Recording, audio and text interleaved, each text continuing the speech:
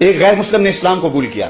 اس سے پوچھا گیا اسلام کی کس قدر نے تجھے متاثر کیا؟ اس نے کہا صرف ایک واقعہ میری ہدایت کا سبب بن گیا. اس نے کہا کہ کیا واقعہ؟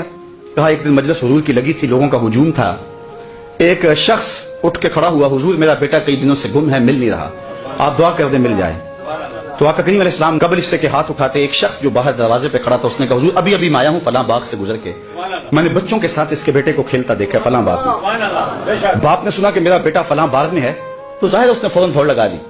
تو آقا کریم علیہ السلام نے فرمایا اسے بلایا گیا. کہا بہت جلدی ہے؟ جی حضور آپ جانتے ہیں کئی دنوں سے بچھڑا ہوں، اس کی ماں الگ تڑپ رہی ہے، میں الگ بے چین ہوں، کئی دن سے کھایا کچھ نہیں، جب خبر ملی ہے تو بہت جلد بچے سے ملنا چاہتا ہوں. تو میں ضرور جاؤ، میں روکتا نہیں، روکنے کے لیے بلایا بھی نہیں، لیکن تمہیں بلانے کا بھی ایک مقصد تھا. جی حضور ارشاد فرمائیے. فرمایا جب باغ کنارے جاؤ بچوں کے ساتھ اس بچے کو کھیلتا دیکھو، تمہارے بیٹے کو جب تم کھیلتا پالو تو اسے بیٹا بیٹا کہہ کے آوازیں نہ دینے لگ جانا، جو نام رکھا ہے اس نام سے پکارنا.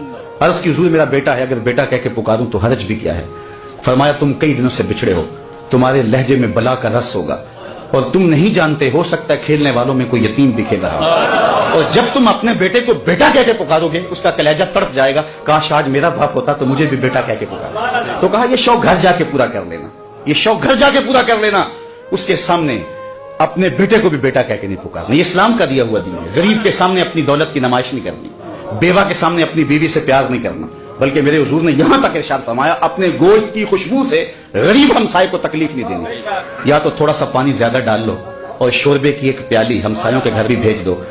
اگر ایسا نہیں کر سکتے تو پھر ایسے زاویے میں وہ کھانا پکاؤ کہ غریب کے بچوں تک اس کی خوشبو نہ پہنچے. بچے ہیں ضد کر بیٹھے اور انہوں نے اپنے غریب باپ سے تقاضا کر لیا تو بوڑھا باپ کیسے آرزو ان کی پوری کرے گا؟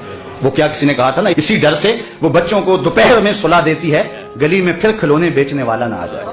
تو کہا حضور کی نزاکت قلبیہ کا لحاظ رکھنا کہ یتیم کے سامنے اپنے بیٹے سے بھی پیار نہ کرنا، اس کو بیٹا کہہ کے نہ پکارنا.